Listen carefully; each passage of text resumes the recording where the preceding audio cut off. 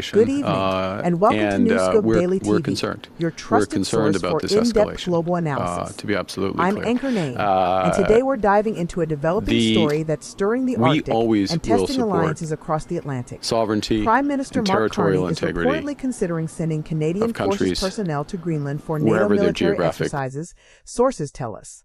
This move comes amid heightened tensions following U.S. President Donald Trump's controversial attempts to acquire Greenland and his recent tariff threats against European nations opposing the deal. Before we go further, don't forget to hit that subscribe button, give this video a like, and share it with friends to stay up to date on the most important international developments. To understand the significance of this development, let's step back. Greenland, the world's largest island, is of strategic importance due to its Arctic location, vast natural resources, and military positioning. Earlier this year, President Trump shocked the world by expressing interest in purchasing Greenland, a move met with firm rejection from Denmark, which governs the island. Following that, Trump imposed tariff threats on European nations opposing his plan, escalating tensions between the U.S. and its traditional allies. Now, Canada is weighing a show of force and solidarity with NATO partners. According to two senior Canadian officials, deploying troops to Greenland for NATO exercises would signal Canada's commitment to collective security in the Arctic, reinforcing both military readiness and diplomatic alignment. So, why NATO? The North Atlantic Treaty Organization, founded in 1949, has long focused on collective defense. In recent years, the Arctic has become a hotspot, with growing interest from major powers including Russia, China, and the United States. By potentially deploying troops to Greenland, Canada would strengthen NATO's presence in a region increasingly viewed as strategically vital.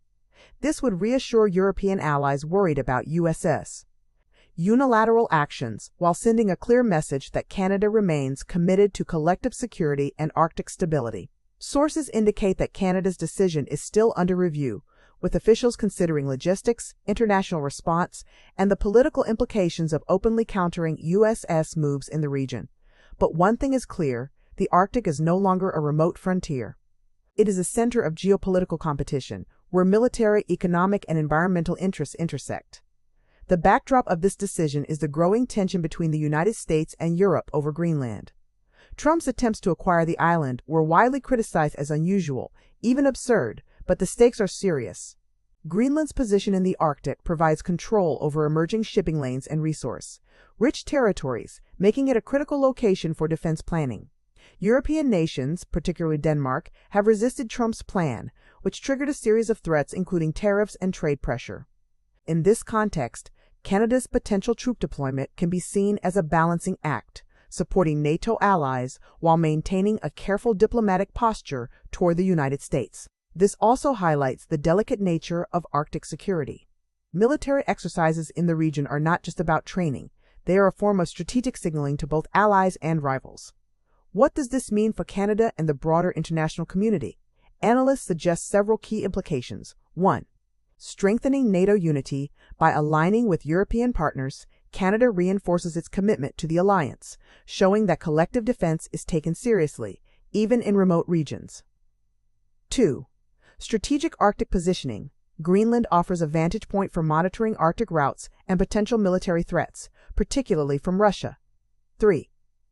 Diplomatic signaling. The move could subtly counterbalance U.S. pressure without directly confronting the White House, highlighting Canada's independent foreign policy approach. Yet, challenges remain.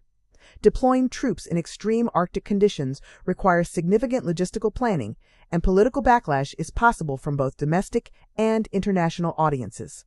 Nonetheless, this is shaping up as a story that could redefine military cooperation in the Arctic for years to come.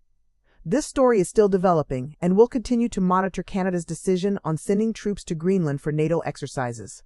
One thing is clear, the Arctic is no longer just ice and snow, it's a new frontier of geopolitical tension and strategic maneuvering. If you found this analysis insightful, make sure to subscribe, hit like, and share this video so your friends stay informed. Leave your thoughts in the comments. Do you think Canada should send troops to Greenland, or is diplomacy the better route? Thank you for watching News Scope Daily TV, your window into the world's most pressing international stories.